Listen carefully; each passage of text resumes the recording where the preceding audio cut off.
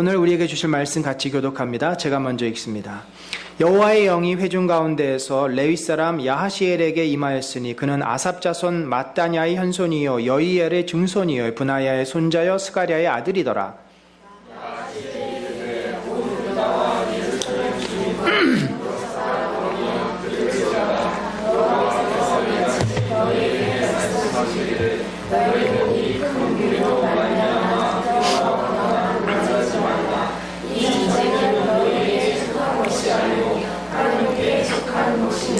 내일 너희는 그들에게로 내려가라. 그들이 시스고개로 올라올 때 너희가 골짜기 여기 여로엘 들 앞에서 그들을 만나려니와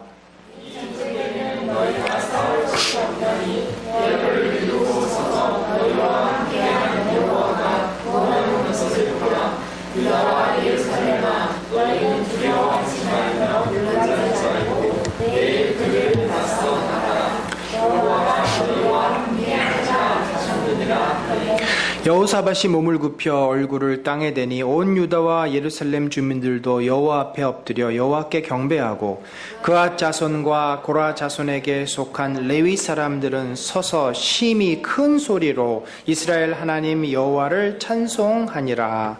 아멘. 여러분들 혹시 보험을 들어보신 다음에 그 보험을 제대로 이렇게 한번 타보신 적이 있으십니까? 사실 우리가 보험이라고 하는 게 그 어려운 때 그 타기 위해서 하는 건데 그 어려운 일이 안 생겨서 보험을 타지 못했을지라도 나쁘십니다. 나쁜 것이 아니죠. 그런데 제가 미국에서 2000년도에 미국에서 LA 쪽에서 한 1년 살았는데 자동차 보험을 들었어요. 한 1000불짜리를 들었습니다.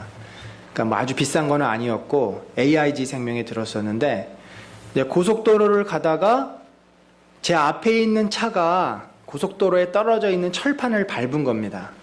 팍 밟으면서 그 차도 앞에 범버가 상하고 이게 이제 튕겨 나가면서 뒤로 날라오다가 제 차 오른쪽 범버하고 팬더하고 오른쪽 문짝하고 뒷문짝까지 그러니까 네 군데를 탁탁탁 치고 뒤로 확 날아갔어요.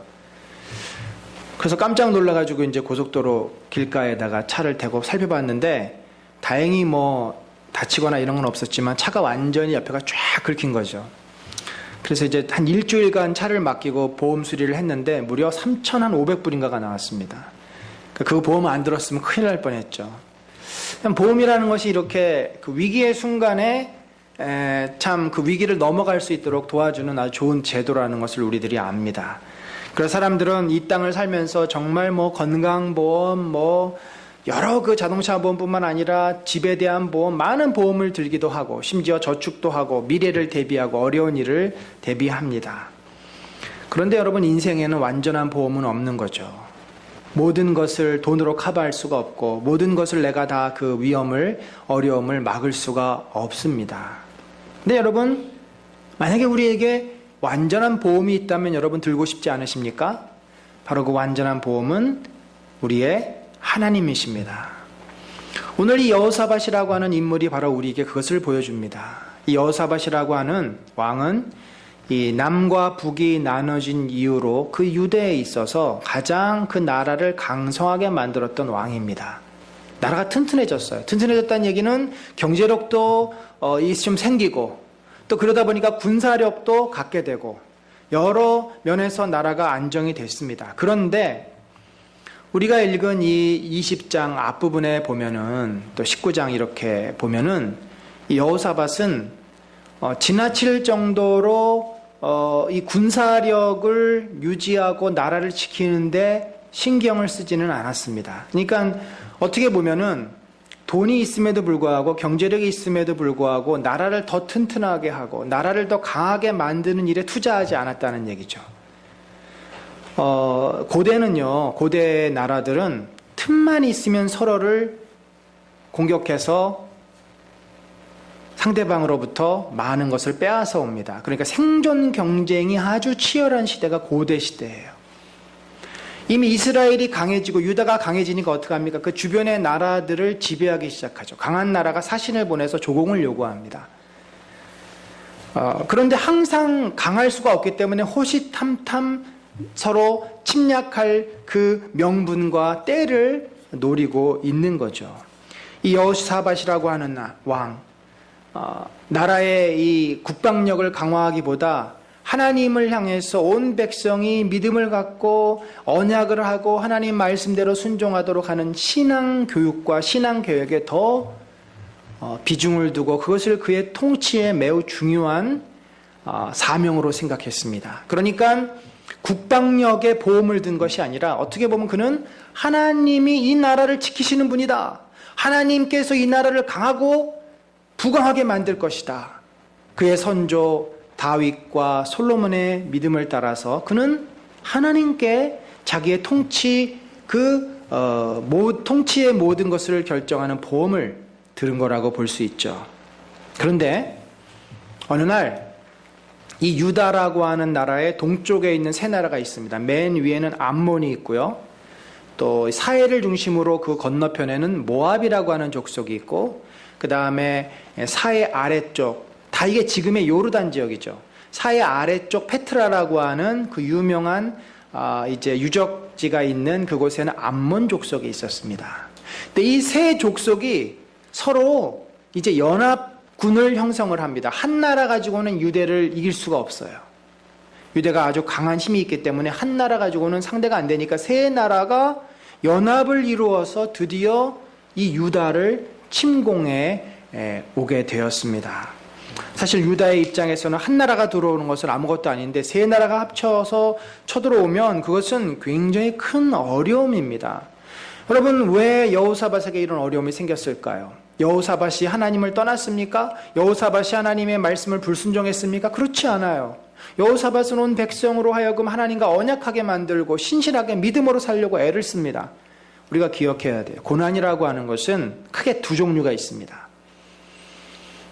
첫 번째는 우리가 일반적으로 생각하는 고난, 내가 신앙생활을 잘 못한다든지, 내가 영적으로 게을렀다든지, 뭔가 내 마음이 흐트러지고 내가 하나님을 떠나서 생길 수 있는 고난들, 뭐 꼭 굳이 인과관계를 밝힌다고 하나님께서 정신 차리도록 우리에게 징계하시는 그런 고난, 아니면 내가 정신줄을 놓고 살다 보니까 내가 실수하고 내가 잘못해서 생기는 고난, 좀 부정적인 의미에서 우리에게 생기는 고난이 있습니다. 그러나 그렇지 않음에도 불구하고 고난이라는 건 찾아오는 거예요. 대표적인 게 뭐예요? 전자는 이 요나의 고난입니다. 요나라고 하는 선지자는 하나님 앞에 정면으로 하나님께 불순종하고 하나님이 원하시는 반대 방향으로 갔죠. 그래서 하나님께서 그에게 물고기를 준비시켜 주셔서 그로 하여금 그 죽음의 고통을 느끼게 했습니다. 사실은 더 엄밀하게 보면 요나에게 물고기는 고난이라기보다는 구원이었죠. 원래 우리가 잘못해서 받게 되는 고난은 고난이라고 말할 수 없어요. 그것은 하나님의 은혜다. 징계요 회개의 기회를 주시는 은혜다. 근데 어쨌든 우리한테는 그것이 고난입니다. 또 더 큰 고난은 사실은 욥의 고난이에요. 하나님 앞에 의인이었는데 그 의인인 욥이 받게 되는 고난. 우리 인생은 아무리 발전이 되고 발달이 되고 경제적으로 안정이 돼도 고난이라고 하는 것은, 어려움이라고 하는 것은 내 몸 밖에서, 내 몸에서, 내 몸 안에서 언제든지 튀어나올 수 있는 겁니다. 마음이 상해서 힘들 수도 있고, 몸이 아파서 힘들 수도 있고, 환경이 어려워져서 힘들 수도 있고, 내가 잘못해서 힘들 수도 있고, 내 옆에 있는 사람이 잘못해서 힘들 수도 있고, 우리의 인생은 늘 이렇게 고난을 만나게 되어 있어요.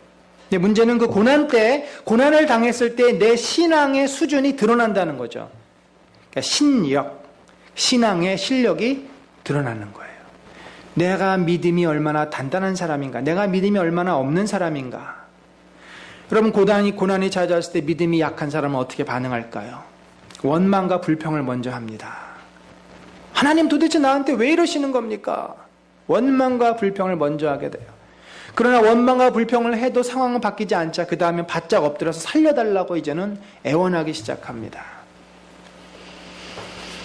우리는 그러한 자신의 모습을 보면서 하나님이라는 분이 어떤 존재인지를 알게 되고, 하나님이 그래도 내가 고난 가운데, 고통 가운데 있을 때 나를 지켜주시는 분이구나, 나를 구원해 주시는 분이구나, 내가 어려워지니까 내 형제도 부모도 다 주변에 아무도 나를 도와주는 사람이 없을지라도 하나님만이 나의 유일한 구원의 손길이구나, 이런 것들을 우리들이 알게 되고 하나님을 더 신뢰하게 되는, 그래서 이 신앙은요, 고난은요, 사실은 우리의 성도들의 신앙이 자라게 하는 굉장히 좋은 훈련의 기간임을 우리는 부인할 수 없습니다. 우리는 이 위기, 고난을 통해서 그 신앙의 진정성이 드러나요. 내 신앙이 제대로 된 신앙인가? 정말 하나님을 신뢰하면 견딥니다. 버티고 견뎌요. 그러면서 고난의 그 폭풍을 통과하면서 더 단단해지게 되지만, 하나님을 제대로 신뢰하지 않으면 여기저기 헤매고 막 더 깊은 수렁에 빠졌다가 그리고 나서야 마지막으로 하나님께 돌아오면서 한 단계 또 성장을 하게 되죠. 결국 우리들이 만날 수 있는 수많은 어려움들, 인간관계 속에서 느끼는 갈등들, 그것이 가족이었던, 직장에서의 문제였던, 또 우리가 하고 있는 일, 그것이 회사에서 일이든 집안에서 일이든 내 공부든 뭐든 그 일, 그리고 우리 몸의 문제, 건강, 경제적인 거, 여러 가지 이런 것들 가운데 우리는 충분히 오늘도 어려움을 겪을 수 있고 내일도 내가 예상치 못한 어려움을 우리는 만날 수 있는 거죠. 우리가 그 어려움을 만났을 때 어떻게 해야 되겠을까요? 어떻게 해야 됩니까? 늘 우리는 어려움을 만나면 일단 멘붕이 오지 않습니까? 머리가 하얘지고 막 감정이 요동을 치고 정신을 못 차리고 어떻게 될지 모르겠고, 제일 좋은 것은 모든 것을 스탑하고 기도하는 겁니다. 기도하면서 하나님 앞에 일단은 다 이렇게 기도하고 있으면 정리가 되고 어떻게 될지도 보이고 또 견딜 힘도 생기고. 그래서 기도라는 것은 위기의 순간에, 힘들 때, 고난의 순간에 우리에게 가장 큰 축복의 통로고 우리가 탈출할 수 있는 탈출구예요, 사실은. 여러분 보세요. 결국은 내가 그 어려운 문제 해결하려고 사방팔방 막 다니지만 일이 더 꼬이게 됩니다. 근데 모든 것을 이제 할 수 없을 때 다 내려놓고 하나님 앞에 기도하고 있으면 어찌됐든지 간에 그 문제에서 벗어날 수 있는 길들이 보이기 시작합니다. 그리고 그 길이 나타날 때까지 기도하면서 견디는 거예요. 마음 놓지 않고, 몸 상하지 않고. 당장은 안 보여도 기도하고 있으면 언젠가는 안개가 걷히고 그 어두움이 사라지고 길이 보이게 되어 있습니다. 이런 국가의 위기 상황을 맞이한 여호사밧은 어떻게 했습니까? 온 백성을 향해서 금식을 선포합니다. 온 유대 백성이여, 하나님 앞에 나와 이제는 너희가 금식하며 기도해라. 그렇잖아요. 나라가 지금 무너질 위기에 처했는데 집에서 한가히 놀 수가 없는 거죠. 다 모든 백성이 예루살렘 성으로 모여서 하나님 앞에 금식하며 자기 옷을 찢으며 통회하며 기도하기 시작합니다. 그런데 그냥 막 기도한 게 아니에요. 그냥 떼쓴 게 아니에요. 성경에 보면은 이 여호사밧이 기도할 때 어떤 내용이 있는 기도를 하는데, 첫 번째가 뭐냐면 신실하신 언약의 하나님을 기억하면서 기도를 하는 겁니다. 어떤 언약의 하나님입니까? 하나님께서는 이미 솔로몬이 성전을 봉헌할 때 약속해 주신 기도가 있어요. 만일 재앙이나 난리나 견책이나 전염병이나 기근이 우리에게 임하면 주의 이름이 성전에 있으니 우리가 이 성전 앞과 주 앞에 서서 이 환난 가운데에서 주께 부르짖은즉 들으시고 구원하시리라 하였나이다. 누구에게? 솔로몬과 언약을 맺으셨다는 거죠. 이 성전 앞에서. 그러니까 성전이라고 하는 것은 이스라엘 백성에게 하나님의 임재 장소예요. 하나님의 집이에요. 하나님이 계시는 곳이에요. 문제가 일어나고 난리가 났을 때 다른 곳에 안 가고 하나님께 오는 겁니다. 우리로 하면은 우리가 정말 너무나 힘들 때 하나님을 찾는 거예요. 그 집이었던 교회였던 어디서든. 물론 내가 좀 더 시각적으로 공간적으로 하나님의 임재를 경험하려면 교회에 오시면 더 좋겠죠. 와서 기도하는 겁니다. 성전 앞에 모여 싸우니 주여, 주께서는 우리의 부르짖음을 들으시고 우리를 구원하시겠다고 약속하시지 않았습니까? 우리의 신앙은 이 말씀에 근거한, 말씀의 약속에 근거한 신앙입니다. 맹목적인 신앙이 아니에요. 맹목적인 신앙은 미신입니다. 이단들은 자기들이 생각하는 것을 믿도록 강요해요. 그건 우리가 그래서 이단인 겁니다. 그렇지만 우리의 신앙은 성경 말씀에 기록된 하나님의 약속과 그분의 성품과 그분의 이 구원하시는 그 역사를 근거해서 우리가 하나님을 신뢰하고 하나님을 바라보고 하나님께 기도하는 거 아니겠습니까? 주 예수를 믿으라. 그리하면 너와 내 집이 구원을 얻으리라. 우리 가족이 아직 예수님을 안 믿고 있어요. 주님의 약속을 믿고 내가 기도하는 겁니다. 내 가족 구원시켜 주십시오. 아무것도 염려하지 말고 하나님께 기도하라고 했을 때 우리가 기도를 하면 또 하나님이 내 염려를 거두어 가시는 거 아닙니까? 수많은 성경의 약속의 말씀을 근거해서 우리는 기도하게 됩니다. 또한 여호사밧은 6절에 보니까 이런 고백을 하면서 기도를 해요. 여기 보면은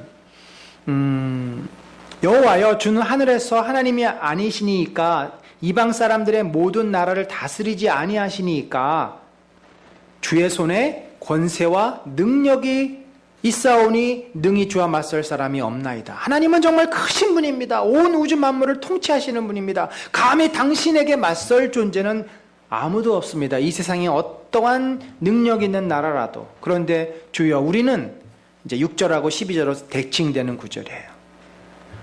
하나님, 그런데 우리는 이 큰 무리를 대적할 능력이 없습니다. 어떻게 할 줄도 알지 못하겠고 오직 주님만 바라봅니다. 그러니 우리를 도우시옵소서. 여호사밧이 말씀을 근거로 약속을 근거로 기도했다면 이제 자신의 이 믿음과 또 이 태도, 겸손의 마음으로 주님 앞에 하나님의 능력을 이제 떠올리며 그렇게 기도하는 거죠. 여러분, 분명 우리가 기도할 때는 겸손한 태도로 우리의 무기력함과 무능력을 고백하며 하나님의 은혜를 구하는 거 아니겠습니까? 여러분, 우리에게 어떤 어려움이 있더라도 어떤 문제가 있더라도 불평하고 원망하면 해결이 안 됩니다. 불평하고 원망하면 해결이 안 돼요. 그 문제를 하나님께 맡기고 하나님의 도우심을 구할 때 어떤 태도로? 겸손한 마음으로 하나님의 약속을 붙잡고 구할 때 하나님은 분명히 내가 원하는 방식은 아니라 할지라도 하나님이 우리에게 가장 최선의 방식으로 응답하시고 인도하실 줄로 믿습니다. 그 응답을 내가 깨닫고 붙잡고 따라가는 것이 믿음이에요. 그게 우리의 인생길입니다. 우리가 기도하고도 힘들어하는 이유가 하나님이 내가 이거 기도한 대로 안 해주셨잖아요. 왜 내가 요구한 대로 안 해주세요? 왜 안 해주실까요? 내가 요구한 대로 하는 것이 우리에게 베스트가 아니기 때문에 그렇습니다. 아이들이 선물을 사달라고 해서 다 사줄 수 없잖아요. 아이들이 부모에게 요구한다고 해서 다 요구를 들어줄 수 없어요. 그 마음은 알지만 그러나 때로는 내용을 바꾸기도 하고 때로는 시기를 늦추기도 하고 때로는 기간을 더 늘리기도 하고 부모된 자로서의 어떠한 아이를 향한 지혜가 있는 거 아닙니까? 하나님께서 우리를 향하신 놀라운 섭리와 계획이 있어요. 그래서 우리가 그거를 신뢰하고 받아들일 때 그 속에 내 인생이 상상치 못한 일들이 일어나는 것들입니다. 우리는 딱 틀에 갇혀서 내가 안심할 수 있고 내가 바라는 그것밖에는 바라지를 못해요. 그게 우리의 제한성 아닙니까? 하나님이 이러한 기도를 들으시고 야하시엘이라고 하는 제사장을 통해서 응답을 주십니다. 어떻게 응답을 주십니까? 너희는 이 큰 무리로 말미암아 두려워하거나 놀라지 말라. 얼마나 큰 무리예요? 100만 명이 넘는 무리입니다. 이스라엘 유다는 많아야 7, 80명인데 한 100만 명이 훨씬 넘는 숫자, 상대가 안 되는 숫자. 두려워하거나 놀라지 말라. 왜요? 이 전쟁은 누구에게 속했습니까? 너희에게 속한 것이 아니라 하나님에게 속한 것이다. 구약 성경의 하나님은 전쟁하시는 하나님이십니다. 싸워 이기는 하나님이세요. 신약 성경에 제가 지난주에도 잠깐 말씀드렸는데 사도 바울이 이해한 예수 그리스도는 바로 이런 전쟁하시는 하나님, 승리하시는 하나님의 그 모습을 이어받아 워리어로서의 예수 그리스도입니다. 사탄과 싸우시고, 그래서 에베소서 6장에는 뭐예요? 믿음의 전신갑주. 그 전신갑주가 바로 우리가 갖춰야 될 모습인데 우리는 예수 그리스도를 뒤따라 영적인 싸움을 싸우는, 공중의 권세 잡은 자와 싸우는 영적 워리어로서의 모습이에요. 놀라지 말라. 전쟁은 너희에게 속한 것이 아니라 하나님께 속한 것이다. 여러분, 우리는요, 사실 결정적인 문제, 결정적인 순간을 내 마음대로 하려고 하지만 가만히 놓고 보면 내 마음대로 할 수 없는 게 훨씬 많습니다. 공부는 열심히 해요. 학교 가는 것은 내 마음대로입니까? 나보다 공부한 사람이 더 많으면 학교 갈 수 없어요. 나보다 공부한 사람이 많아도 만약에 TO가 많으면, 뽑는 사람이 많으면 나도 합격할 수 있어요. 내가 할 수 있는 것이 분명히 있죠. 내가 해야 되는 것이 분명히 있어요. 그러나 우리가 어떤 결정적인 상황에서는 내가 할 수 없고 내가 그 현실을, 상황을 받아들이고 따라야 될 경우들이 너무나 많아요. 내가 병에 걸렸을 때 나는 열심히 병에서 낫기 위해서 노력하지만 결국 이 회복하는 것은 의사도 수술도 하고 다 했지만 이걸 내 마음대로 좌지우지할 수 없다라는 거죠. 인생은 생사화복을 우리가 결코 쥐고 있지 않습니다. 만약에 내가 내 인생의 생사화복을 쥐고 있다고 생각하면 그건 착각하는 겁니다. 결국 결정적인 문제는 하나님께 달려있어요. 전쟁은 여호와께 있는 겁니다. 우리 인생의 결정적인 순간은 하나님께 있는 거예요. 결혼, 취업, 살고 죽는 문제, 어떤 결정적인 문제들은 나는 노력하고 최선을 다하지만 그 결과는 주님께 있는 겁니다. 그래서 우리가 맡기고 주님의 뜻을 구하며 최선을 다하는 거 아니겠습니까? 하나님은 그들에게 이렇게 약속하셨어요. 내일 너희는 그들에게로 내려가라. 하나님께서 아무것도 하지 말고 너희 가만히 있어. 내가 다 할게. 이러지 않았어요. 그들에게 하라고 요구합니다. 너희가 골짜기 어기 여루엘 들 앞에서 그들을 만나려니와. 똑같이 전쟁하기 위해서 항오를 벌리고 나가라는 거죠. 그런데 하나님께서 뭐라 그러냐면 이 전쟁에는 너희가 싸울 것이 없나니. 원래 전쟁은 싸우러 나가는 거잖아요. 근데 전쟁은 나가지만 싸우지는 말라는 거예요. 왜요? 너희와 함께한 여호와가 구원하는 것을 보라. 여호와가 너희와 함께 하리라. 하나님께서 너희를 대신해서 싸우시겠다는 거죠. 여러분, 이 원리를 잘 이해하셔야 됩니다. 우리가 아무것도 하지 않는 것이 아니에요. 공부를 하지 않는 것이 아니에요. 직장에서 노력하지 않는 것이 아니에요. 아이들을 제대로 신경 쓰거나 그렇지 않는 것이 아니에요. 다 해요. 그렇지만 결과에 대해서 그리고 방법에 대해서 주님께 맡기라는 겁니다. 주님이 역사하실 것이고 주님이 그 결과를 이루어 가실 것이고 그 열매를 맺게 하실 거라는 겁니다. 너희와 함께한 여호와가 너희와 함께하리라. 이 말을 어디서 우리가 많이 보냐면 모세가 뭐라 그랬어요? 이스라엘 백성에게 외친 이제 너희는 서서 너희의 여호와가 너희를 위해서 행하시는 것을 보라. 우리 주님은 내가 끝날까지 너희와 함께하리라. 이 God with us라고 하는 임마누엘의 개념은 우리 믿음의 가장 핵심적인 것입니다. 우리가 여호와와 함께하기 때문에 우리는 두려워하지 않고 여호와와 함께하기 때문에 우리는 늘 이 땅을 살아가면서 낙심하지 않고 소망을 가지고 최선을 다하는 거 아니겠습니까? 여러분, 우리의 믿음은 바로 이것입니다. 어려움 가운데 우리가 하나님을 신뢰해야 돼요. 주님이 나를 버리신 것이 아니지. 내가 지금 이렇게 어렵고 내가 이렇게 힘들고 내가 이렇게 낙심했을 때 하나님이 나를 미워서 버린 것이 아니야. 주님은 우리와 함께합니다. 그래서 긍휼하시는 채울하시는 하나님이에요. 우리의 잘못된 생각입니다. 하나님은 저 위에 계신 것 같고 예수님은 왕이시니까 저 보좌 위에 계신 것 같지만 예수님이 공생의 30년 동안 3년 동안 그의 평생 33년 동안 어디 계셨어요? 항상 사람들 속에 있었어요. 왕궁에 계시지 않았습니다. 병든 자와 함께 있었고 예수님을 필요로 하는 자들에게 가서 말씀을 전해주셨고 어린아이들의 머리를 만져주셨고 예수님은 늘 우리와 함께 하시는 분이에요. 여호와가 왜 성전을 지으라 그랬어요? 내가 너희와 함께 한다. 나는 저 하늘 보좌 위에 있어야 되는 존재지만 내가 너희를 사랑해서 너희와 함께 한다. 그래서 예수님이 먼지나는 광야를, 하나님이 먼지나는 광야를 성막이라고 하는 어떤 눈에 보이는, 인간에게 눈에 보이는 그 틀 안에서 그들과 함께 한 것 아니겠습니까? 고난을 당하거나 어려움이 있을 때, 낙심하거나 속상하거나 좌절하거나 절망할 때 주님이 나와 함께 하세요. 나와 함께 하셔 내 마음을 위로해 주시고 내 눈물을 닦아주시고 나와 같이 슬퍼하시고 나와 같이 힘들어하시는 게 주님이시라는 겁니다. 그 주님은 우리와 함께 하시면서 우리를 대신해서 우리를 위해서 싸우십니다. 그래서 우리가 해야 되는 것은 뭐예요? 20절에 보니까 너희는 너희 하나님 여호와를 신뢰하라. 그러면 너희가 무너지지 않고 넘어지지 않고 견고하게 설 수 있을 것이다.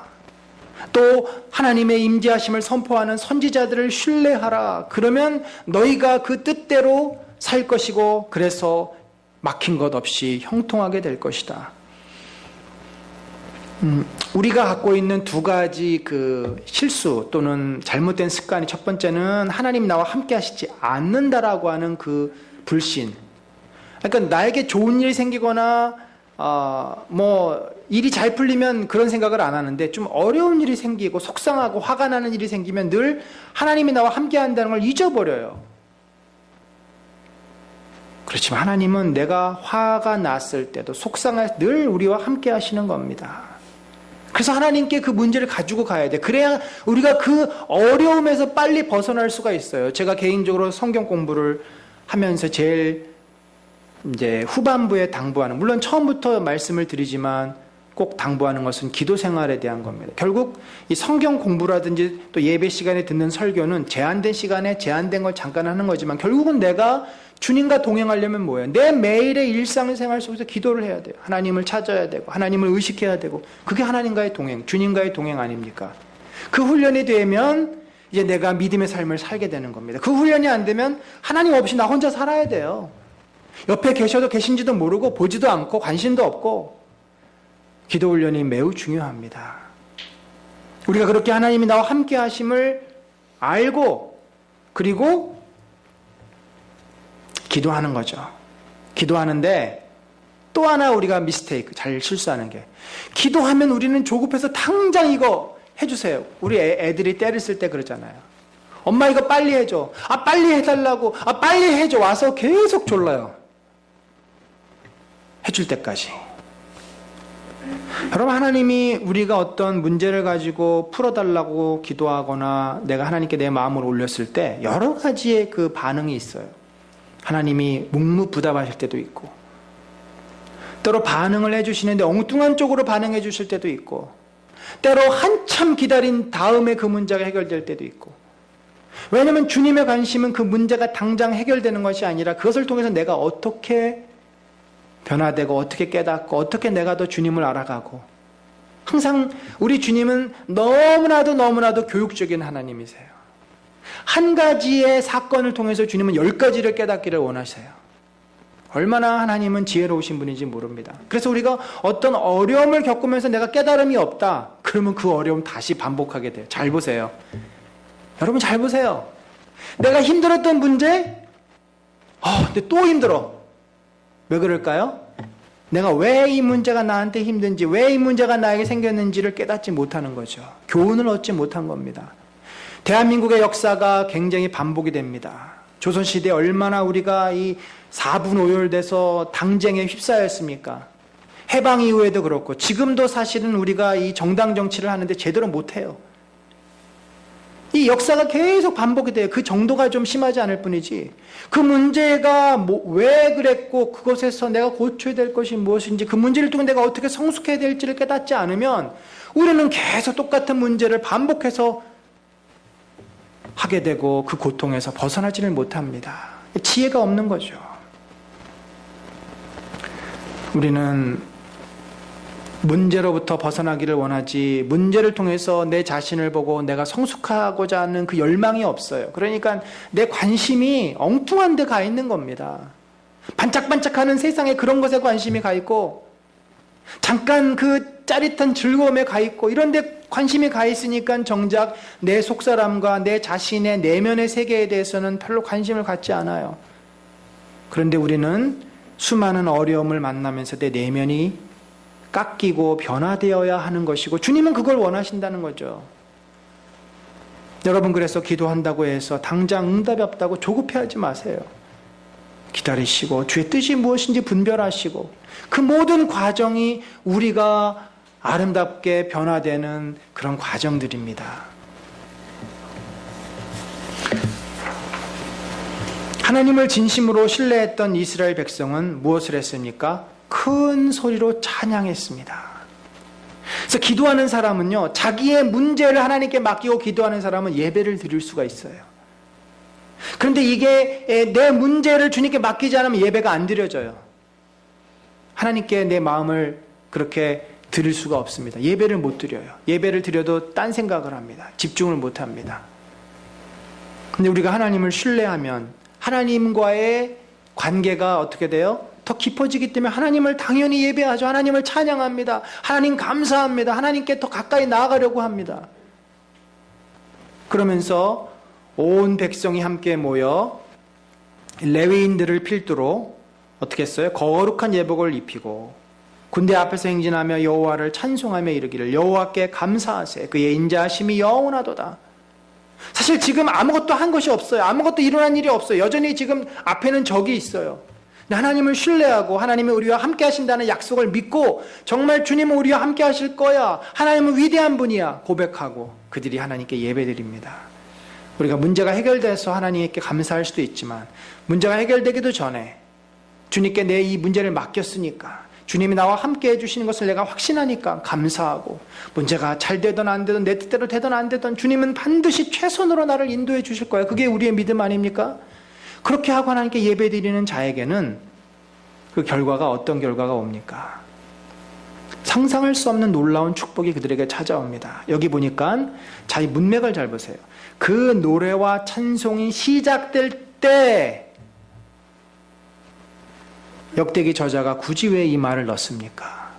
그 노래와 찬송이 시작될 때 그 시점을 명확하게 꼬집어서 표현합니다. 여호와께서 복병을 두어 유다를 치러 온 암몬 자손과 모압과 세일산 주민들을 치게 하심으로 그들이 패하였으니 자 이게 무슨 형국이죠?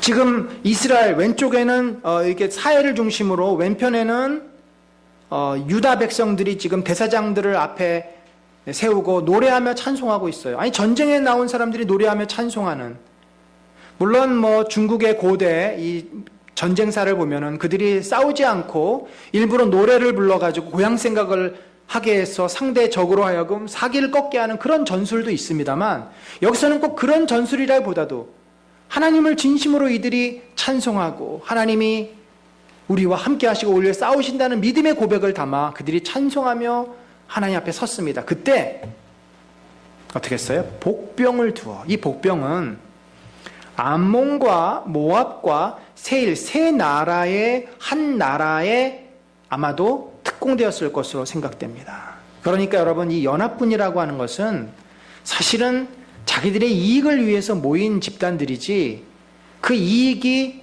안 보이면 언제든지 적이 될 수 있는 자들입니다.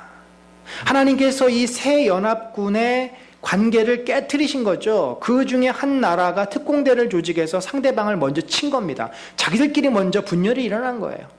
한 나라가 한 나라를 치니까 어떻게 돼요? 서로 물고 뜯고 자기들끼리 이제 내분이 일어나서 스스로 자멸하는 그런 결과를 초래한 거죠. 우리말에도 이재이라는 말이 있지 않습니까? 오랑캐를 이용해서 오랑캐를 무찌른다. 나는 이 코 풀지 않고 손에 코 묻히지 않고 코 풀 수 있는 그런 방법. 이스라엘 백성이 한 것은 하나님께 찬송한 것이 밖에 없는데 저들 스스로가 분열이 일어나서 자세한 내용은 기록되어 있지 않기 때문에 모르지만 우리가 얼추 상상해 볼 수 있는 그림입니다. 내분이 일어나서 그들이 서로 치고 싸우고 그 결과 어떻게 됐어요?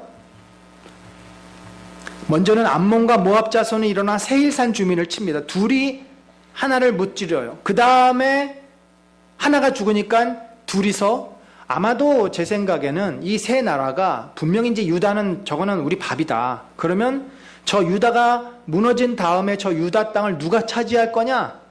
이 전리품을 나누는 것을 의논하다가 아마 틀어지고 거기에서 문제가 생겨가지고 이렇게 되지 않았을까 생각을 합니다. 결국 이스라엘은 어떻게 돼 있어요? 여호사밧과 그의 백성이 가서 적군의 물건을 탈취할세 본즉 그 가운데 재물과 의복과 보물이 많이 있으므로 각기 탈취하는데 그 물건이 너무 많아 능히 가져갈 수 없을 만큼 많음으로 사흘 동안 거뒀다. 그리고 그 땅을 브라가 걸작이라 이렇게 불렀다고 합니다. 사실 이 바라크라고 하는 축복하다는 말이에요. 축복의 골짜기다. 우리가 이곳에 저주를 받아서 죽기 위해서 왔는데 하나님이 우리를 살려주시고 우리를 축복하셨다. 여러분 여기가 어디냐면요. 저희가 오른쪽이 사해입니다. 왼쪽이 엔게디 골짜기고요. 다윗이 잘 숨었다 있던 곳이에요. 저 위로 올라가서 북쪽 위로 올라가면 다 유대 광야입니다. 산들이 있고 저렇게 아주 풀도 없는 바로 저곳에서 지금 브라가 골짜기가 저곳이에요. 저기서 이 사해를 넘어온 사람들이 저 지역에 흩어져 가지고 여기서 다 죽은 것이죠. 여러분, 저것은 이 아주 광야, 죽음의 땅입니다. 살 수 없는 곳이에요. 그런데 저것을 하나님이 어떻게 만드셨어요? 축복의 땅으로 만드신 것입니다. 우리 지지난주인가요? 제가 말씀드린 이 미타니아스 도시가 이제 부장으로 있을 때 그 상사의 청탁을 받습니다. 그런데 이 서류를 보니까 회사에 큰 손해를 끼칠 만한 일이에요. 그가 그 상사에게 그렇게 말합니다. 상무님, 저는 이 서류에 도장을 찍을 수가 없습니다. 이것은 회사에 큰 손해를 끼칠 수 있는 일입니다. 자네 정말 1억인가? 결국 이 미타니 씨가 좌천이 됐는데, 어디로 좌천이 됐냐면 당시 이 가네보 회사가 이 나카다케라고 하는 제약회사를 M&A 하는 상황이었습니다. 근데 이 나카다케라고 하는 제약회사는 만년 적자, 그러니까 거저 줍다시피 한 거예요. 적자 회사니까. 거기에 이제 책임자로 발령을 내린 것입니다. 어떻게 보면 좌천이죠. 잘 나가는 회사에서 빼가지고 적자 회사에 보냈으니까.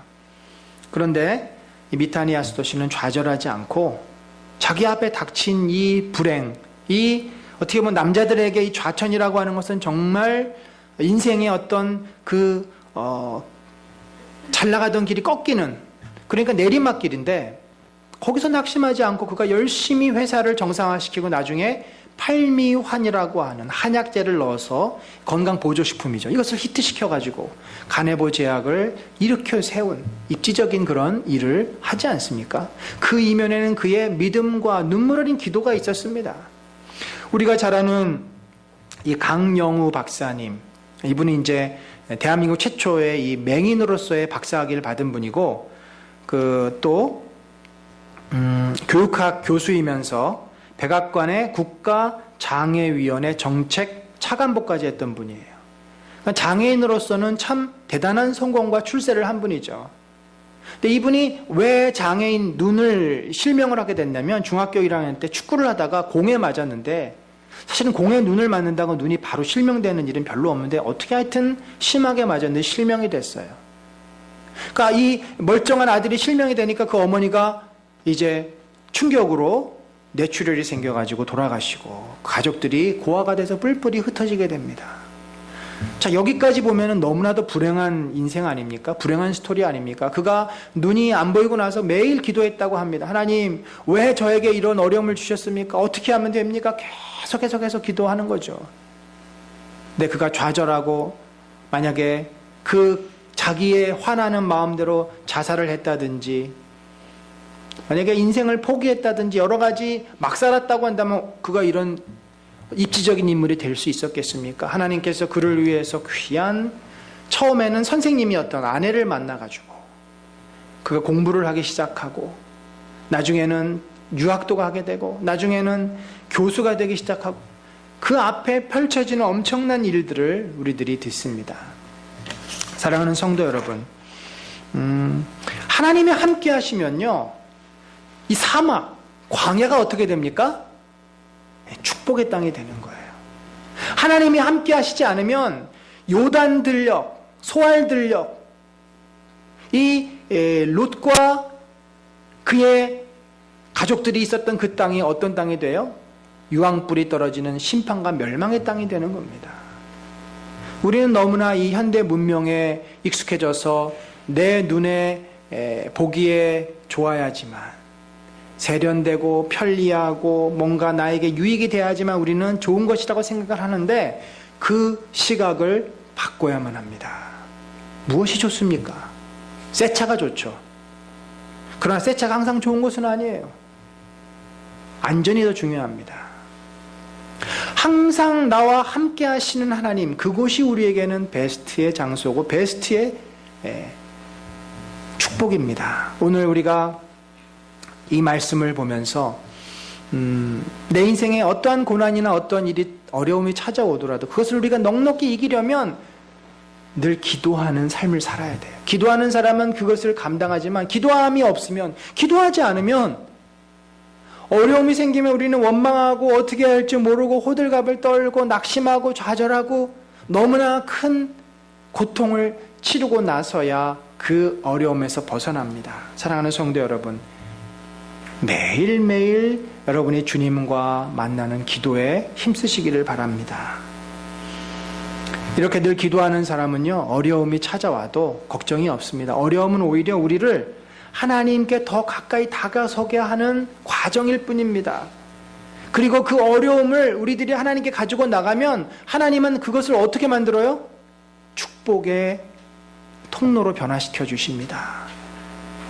저와 여러분의 삶이 내 머리에 딱딱 맞아 떨어지고 이 세상이 요구하는 가치관에 들어맞지 않는다 하더라도 좌절하거나 낙심하지 말고 하나님이 함께 하시기 때문에, 하나님이 인도하실 것을 믿기 때문에 오늘도 감사하고 또 감사하며 소망을 갖는 그런 믿음의 사람들 되시기를 간절히 축원합니다. 하나님 아버지, 오늘 함께 모여 여호사밧의 믿음과 유다 백성의 기도의 모습을 보았습니다. 그들이 하나님을 신뢰하며 위기 가운데 기도했고 또 하나님을 붙잡았을 때 주께서 저들에게 그 고난을 통해 더 큰 은혜와 축복을 허락하셨음을 믿습니다. 우리들의 삶이 그렇게 늘 주를 의지하여서 주님을 바라보면서 살게 하시고 어떤 어려움이 찾아와도 하나님의 도우심으로 그것을 통해 더 큰 은혜와 축복을 누릴 수 있도록 인도하여 주시옵소서.